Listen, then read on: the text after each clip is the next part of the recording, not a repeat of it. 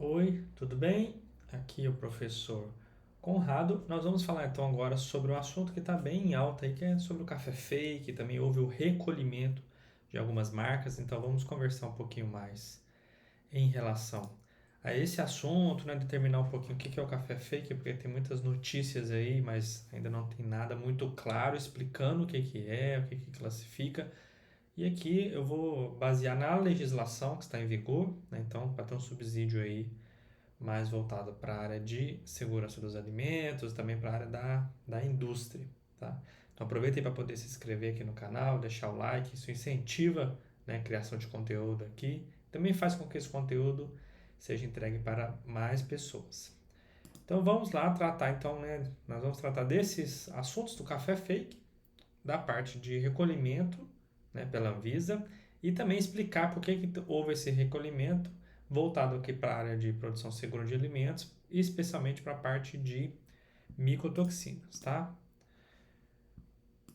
O que determina então um café que é fake? Esse assunto ainda é muito nebuloso, não há uma determinação específica do que é, mas eu vou pegar como base, ponto de partida, a Instrução Normativa 16 de 2010, essa que está em vigor, mas eu já vi que tem uma minuta aí circulando, logo lá ela deve ser atualizada, então já procurei e já vou colocar aqui que vai falar um pouquinho sobre o café, tanto torrado quanto o café em grãos.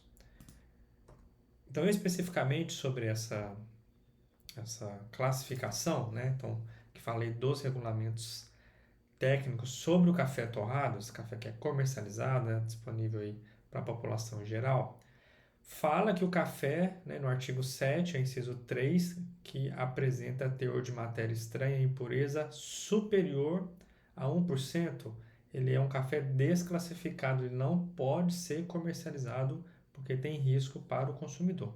Então, né, o limite máximo de impureza é de 1%. E quais são essas impurezas que podem ser encontradas no café? Então, seja casca, pau, né, que é gravetos, e outros detritos provenientes do próprio café, no cafeeiro, no caso. Então, por exemplo, alguma parte de folha. Então, se for 1%, é a presença disso no café, né, seja no café torrado em grãos ou no café moído, já classifica como um café não próprio para o consumo. Na teoria, ele não pode ser comercializado. E aí, todo café, acredito eu, né, que esteja fora desse padrão é o café que hoje nós estamos chamando aí vulgarmente de café fake, que está escrito na embalagem, né, que é uma mistura sabor café.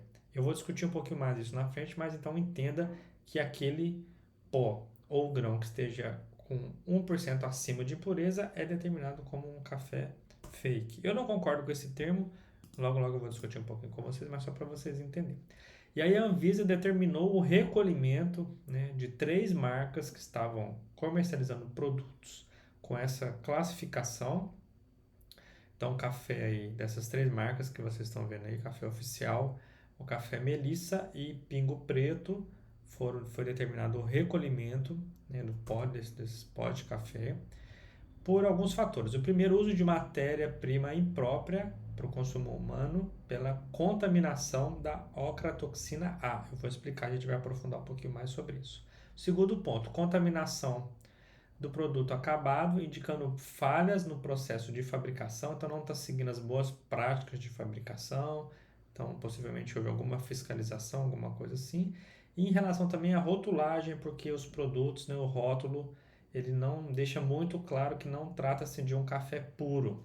Como nós já tivemos casos quando tinha creme de leite com produto vegetal misturado, leite condensado também, que não era propriamente só o leite e açúcar. Então tá indo mais ou menos nesse sentido aí do que a gente já passou, né, com produtos de origem de base láctea. Então a gente precisa rever isso. A indústria, né, tá lançando esses produtos novos, também precisa se organizar melhor para evitar esse tipo de confusão aí no mercado. Eu acho que a indústria tem liberdade de criar novos produtos, né? Não estou tratando aqui da qualidade do produto, mas que seja bem claro, né, para que o consumidor tenha uma tomada de decisão quanto o que ele quer comprar e também que ele possa comparar o preço de um produto original, um produto de referência, por exemplo, um café torrado em grão ou moído 100% com um café com outros produtos adicionados, o que no Brasil, pela legislação, ainda é proibido. E aí, falando especificamente, né, sobre a parte de segurança, as outras de impurezas, né, pode ter algumas partes, mas partes vegetais, às vezes né, foram torradas ali, né, não vai ter tanto risco. A parte de rotulagem também é uma questão mais burocrática, mas especificamente sobre a ocratoxina já tem um risco de consumo pro humano. E aí nós estamos falando da micotoxina, então a ocratoxina A é uma micotoxina que é produzida por fungos.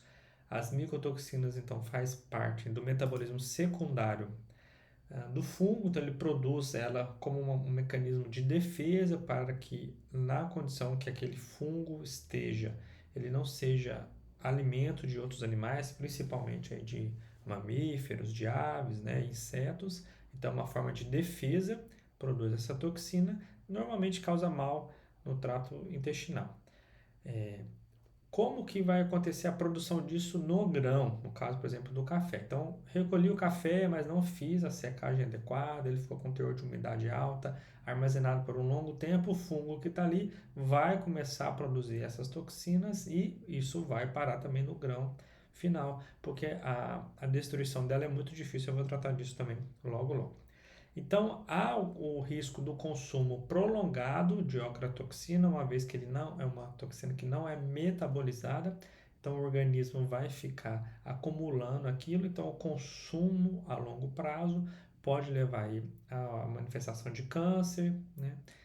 Vai causar mal aos rins, né? Fígado, a outros órgãos aí. Então, é uma molécula que é bioacumulativa. Temos que ficar bem atento ao consumo de produtos que estão com risco para micotoxinas. Principalmente grãos. Eu já falei, né, a parte de amendoim, tem aquele selo é, Pro-amendoim, que é o selo verde, onde há o monitoramento da presença de aflatoxina, no caso do milho, mas para café não existe nenhum tipo de certificação nesse sentido, então devemos confiar nas marcas no monitoramento para o controle de ocratoxina. E como monitorar? Então, existe a legislação, a IN 160 de 2022, que está em vigor, que fala dos limites máximos toleráveis de metais, mas também de micotoxinas. Então, tem especificamente no item 2.5 do anexo 2, se eu não me engano, do anexo 2, está falando lá, item 2.5, ocratoxina A. Vem falando quais são os alimentos, então o último que você está vendo aí é o café torrado, né, seja moído ou em grão, e o café solúvel. O limite máximo tolerável é de 10 microgramas por quilo de café. Olha, uma quantidade bem pequena para você entender quão tóxico é essa micotoxina, ocratoxina A. Quando a gente converte aí 10 microgramas por quilo, porque alguns equipamentos, dependendo da tecnologia que você vai analisar, vai utilizar em ppm ou em ppb. Então, em ppm é 0,01, em ppb é até 10. Então, esse limite aqui é o que você vai monitorar aí, dependendo do teste que você vai utilizar ou do laboratório que você envia sua amostra para poder fazer essa análise. Como monitorar? Então, existem vários testes aí no mercado, testes rápidos que você pode utilizar para fazer o monitoramento de ocratoxina. Esses aí são os que eu recomendo, né, que eu conheço e utilizo, que é a parte de micotoxinas da Neogen. Nós temos aí o Review Q+, o Q+, Max. A diferença é que o Q+, utiliza normalmente etanol para fazer a extração da micotoxina e o Q+, Max utiliza água, porque ele já tem um composto ali para poder facilitar a extração. Só para mostrar para vocês aqui, eu tenho aqui, mas não é da ocratoxina, de uma outra, um kit. Deixa eu só mostrar aqui, que é esse daqui, que é para aflatoxina, tá? Ó, o princípio é o mesmo. Esse kit aqui vem com 100 testes. Aqui dentro já vem completo, a gente consegue fazer no laboratório. Já vem os tubinhos onde a gente coloca a amostra, né, a ponteira, mas o que é mais importante aqui são as fitas, então é um teste imunológico. Esse aqui então, review para aflatoxina, com extração por etanol, você consegue observar. Então a gente faz a extração, né, purificação, é bem tranquilo, é tudo mecânico, é bem fácil de fazer. Depois coloca essa fita aqui, a gente coloca essa fita dentro de um equipamento e aí pela formação de banda, um teste imunológico vai formar aqui uma ou duas bandas, dependendo do padrão da banda e da intensidade, o equipamento vai me falar se está contaminado e o quanto está contaminado, então a gente pode quantificar, o que a legislação exige que seja feita a quantificação de ocratoxina. Se tiver um valor abaixo da legislação, está conforme você pode liberar aquele lote para o mercado, seja uma ração ou seja para o consumo humano. Se estiver acima, né, aí existem vários protocolos da gente controlar. Hoje eu não vou entrar muito em detalhes nesse sentido, tá? Mas aí você sabe que tem como monitorar isso dentro da sua indústria, do seu laboratório. E existem ainda outros testes que têm maior produtividade, eu consigo fazer mais análises ao mesmo tempo em uma outra plataforma, mas hoje eu queria mostrar esse teste que é um teste mais rápido, mais prático para o dia a dia. E como controlar, né? Então, eu encontrei ocratoxina lá no meu alimento, como controlar?